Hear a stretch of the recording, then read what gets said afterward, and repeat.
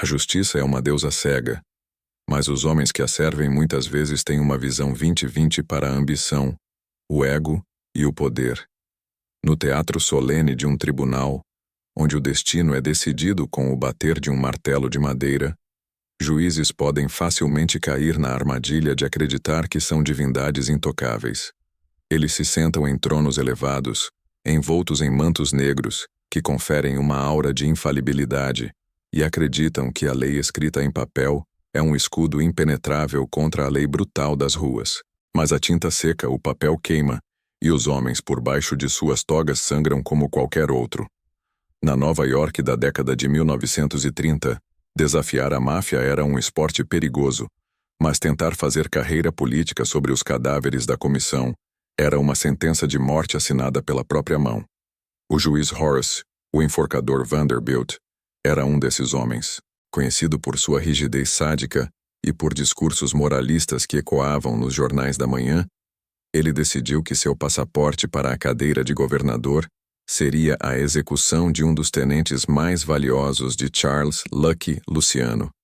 Vanderbilt não queria apenas justiça. Ele queria um espetáculo.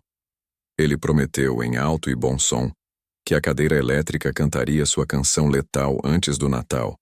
O que ele não sabia é que a justiça de Lucky Luciano não dependia de júris, recursos ou vereditos. Dependia apenas de uma conversa.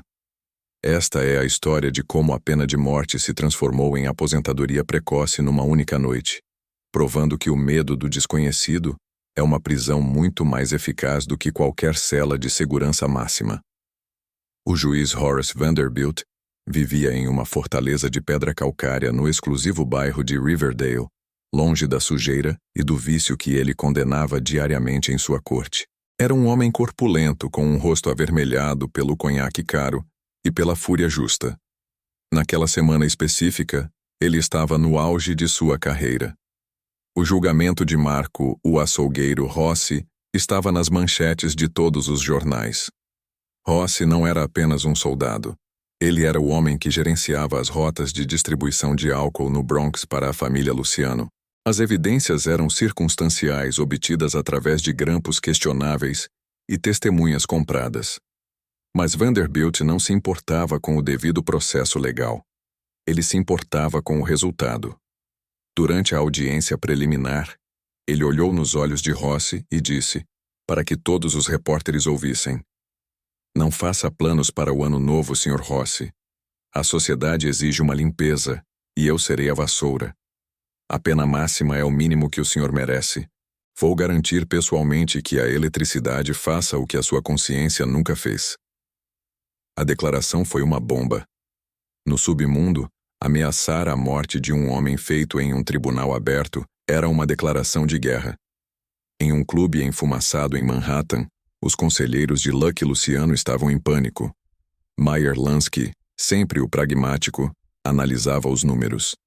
Se matarmos o juiz, o governo federal desce sobre nós como uma praga de gafanhotos. O FBI, a Guarda Nacional, será o fim dos negócios. Juízes mortos viram mártires, Lucky. Mártires inspiram cruzadas. Bugsy Siegel, por outro lado, já estava limpando sua pistola. Ele pediu, Lucky: "Vamos explodir o carro dele. Vamos mandar uma mensagem." Lucky Luciano, sentado em sua poltrona de couro, girava um copo de uísque na mão, observando o líquido âmbar capturar a luz. Ele estava calmo, aquela calma gélida que aterrorizava mais do que os gritos de Bugsy. "Ninguém vai tocar num fio de cabelo do juiz Vanderbilt", disse Lucky suavemente. "Meyer está certo. A morte é definitiva, mas é bagunçada. Eu não quero um mártir. Eu quero um fantasma. Eu quero um homem que esteja vivo, mas que por dentro já tenha morrido." A noite da visita foi escolhida com cuidado. Era uma terça-feira chuvosa, daquelas em que o vento uiva entre os prédios e a chuva bate nas janelas como cascalho atirado por mãos invisíveis. O juiz Vanderbilt estava em seu escritório no térreo de sua mansão, uma sala revestida de carvalho escuro, cheia de livros de direito encadernados em couro que cheiravam a mofo e autoridade. Ele estava revisando a sentença que proferiria na manhã seguinte. Ele já a tinha escrito: morte por eletrocução. As palavras lhe davam um prazer quase erótico. Ele tomou um gole de seu brandy, sentindo o calor descer pela garganta, e sorriu para o fogo que crepitava na lareira. Sua esposa estava dormindo no andar de cima. Seus filhos estavam em seus quartos. O mundo estava em ordem, e ele era o mestre desse mundo. O relógio de pêndulo no canto da sala bateu meia-noite. 12 badaladas profundas e ressonantes. Quando o som da última badalada desapareceu, Vanderbilt ouviu outro som.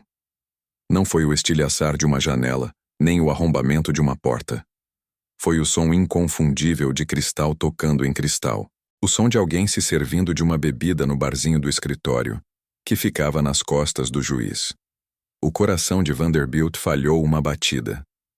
Ele girou sua cadeira de couro pesada, a mão instintivamente procurando a gaveta onde guardava um revólver calibre .38.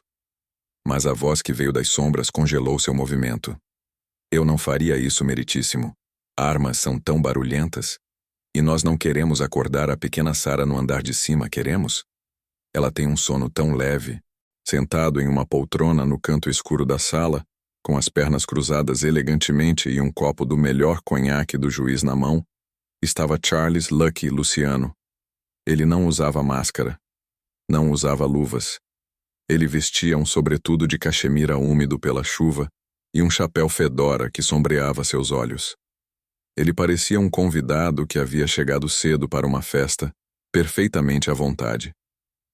"Como você entrou aqui?" sussurrou Vanderbilt, o terror substituindo a arrogância instantaneamente. "Eu tenho guardas, eu tenho alarmes." Lucky tomou um gole do conhaque e fez uma careta de apreciação. "Excelente safra, juiz. 1910? Um bom ano. Quanto aos seus guardas?" "Bem, o dinheiro é uma linguagem universal, Horace. O seu segurança da noite tem dívidas de jogo. O seu sistema de alarme foi instalado por uma empresa que pertence a um amigo meu. E a sua governanta, digamos que a mãe dela na Sicília precisava de um médico, e nós providenciamos o melhor. Veja, juiz, você vive numa casa de vidro, mas acha que é uma fortaleza." Vanderbilt tentou recuperar a compostura. Ele era um homem da lei, afinal.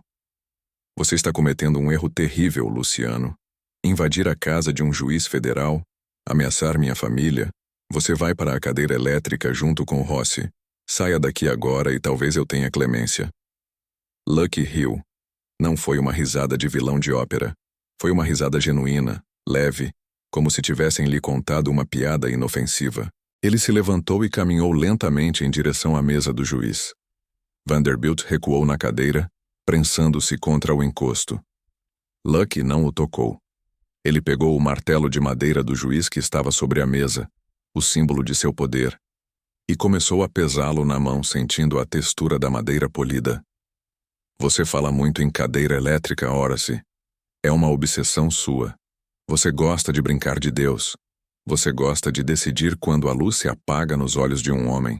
Lucky colocou o martelo de volta na mesa, mas com força suficiente para fazer um som seco, toque, que ecoou no silêncio da sala. "Eu não vim aqui para ameaçar você. Ameaças são para amadores. Eu vim aqui para lhe dar uma notícia. Você está demitido." "Demitido?" Vanderbilt gaguejou confuso. "Aposentado, exonerado. Fora", explicou Lucky, como se falasse com uma criança lenta. "Amanhã de manhã você vai entrar naquele tribunal, vai alegar problemas de saúde repentinos, talvez o coração. Você parece um homem que sofre do coração, e vai anunciar sua aposentadoria imediata. O caso do Sr. Rossi será transferido para o juiz Pellegrino, que é um homem muito mais razoável." "Você está louco?" sibilou Vanderbilt, o rosto vermelho voltando, a indignação lutando contra o medo. "Eu nunca vou fazer isso. Eu sou o pilar da justiça nesta cidade. Eu vou mandar prender você agora mesmo." Ele estendeu a mão para o telefone. Lucky não o impediu. Ele apenas disse: "Antes de ligar, olhe na página 12. Vanderbilt parou com a mão no fone. "O quê?" "O álbum de fotos da família. Ali na estante, página 12. Com as mãos trêmulas, o juiz pegou o álbum pesado. Ele abriu. As primeiras páginas eram fotos normais. Casamentos, aniversários, férias na praia. Ele folheou até a página 12. O sangue drenou de seu rosto, deixando-o cinza como cinzas velhas. A foto não era antiga. Era de hoje. De algumas horas atrás. Mostrava sua filha, Sarah, de 6 anos, dormindo em sua cama, abraçada ao ursinho de pelúcia. Mas ao lado dela, no travesseiro, descansava uma única bala de calibre .45, polida e brilhante. E parado ao pé da cama, visível apenas pela silhueta e pelo relógio de pulso característico, estava Lucky Luciano, olhando para a criança adormecida. A mensagem era tão clara quanto brutal. Não houve arrombamento, não houve violência. Eles entraram no quarto da filha dele enquanto todos estavam em casa. Eles poderiam ter feito qualquer coisa. Eles escolheram tirar uma foto. Ela nem se mexeu, disse Lucky, sua voz agora desprovida de qualquer humor, fria como o fundo do East River. Ela é um anjo, Horace. Seria uma pena se ela crescesse sem pai. Ou pior, se ela não crescesse. O mundo é um lugar perigoso. Acidentes acontecem, carros perdem freios, escolas pegam fogo. Pessoas desaparecem no caminho para a aula de piano. Vanderbilt largou o álbum como se ele queimasse suas mãos. Ele olhou para Lucky e, pela primeira vez, ele não viu um criminoso. Ele viu uma força da natureza. Ele viu o abismo. Toda a sua retórica, toda a sua autoridade, todo o poder do Estado evaporaram diante da realidade física de que aquele homem podia entrar em seu santuário mais sagrado e tocar o que ele tinha de mais precioso. A lei era uma abstração. A bala no travesseiro era real. "O que você quer?" sussurrou o juiz, derrotado. As lágrimas de humilhação e terror começaram a brotar em seus olhos. "Eu já disse", respondeu Lucky, abotoando o sobretudo e ajeitando o chapéu. "Eu quero que você vá pescar. Compre uma casa na Flórida, cultive laranjas, esqueça o nome Rossi, esqueça a cadeira elétrica, esqueça que você teve poder sobre a vida e a morte porque você nunca teve. O poder é meu, Horace. Eu apenas deixei você usá-lo por um tempo." Lucky caminhou até a porta francesa que dava para o jardim. Antes de sair, ele se virou uma última vez. "Ah, e Horace, se você tentar ser um herói amanhã, se você tentar chamar a polícia ou o FBI, lembre-se de que eu não preciso entrar aqui de novo. Eu já estou aqui. Sua vida me pertence. Eu a aluguei para você. Não atrase o pagamento." Com isso, Lucky Luciano abriu a porta e desapareceu na chuva e na escuridão, tão silenciosamente quanto chegou. O juiz Vanderbilt ficou sozinho no escritório. O fogo na lareira estava morrendo. O conhaque em seu estômago parecia ácido. Ele olhou para o telefone. Ele poderia ligar para o comissário. Ele poderia ligar para o governador. Mas então ele olhou para o álbum de fotos aberto na mesa. A imagem da bala ao lado do rosto inocente de sua filha gritava mais alto do que qualquer dever cívico. Na manhã seguinte, o tribunal estava lotado. Repórteres acotovelavam-se. Fotógrafos preparavam seus flashes. O público aguardava ansiosamente a sentença de morte de Marco Rossi. Quando o oficial de justiça anunciou, todos de pé, a porta se abriu. Mas o homem que entrou não era o enforcador. O juiz Horace Vanderbilt parecia ter envelhecido 20 anos em uma noite. Sua pele estava pálida, seus olhos fundos e sem vida. Suas mãos tremiam visivelmente enquanto ele segurava um pedaço de papel. Ele não olhou para o réu. Ele não olhou para o promotor. Ele olhou para o nada. Com uma voz fraca, quase inaudível, que exigiu que o estenógrafo se inclinasse para ouvir, ele falou: "Devido a circunstâncias médicas imprevistas e urgentes que comprometem minha capacidade de julgamento, eu estou me retirando deste caso e da magistratura com efeito imediato. A sessão está encerrada." O tribunal explodiu em caos. Gritos, perguntas, flashes pipocando. Marco Rossi, sentado no banco dos réus, olhou para a galeria pública.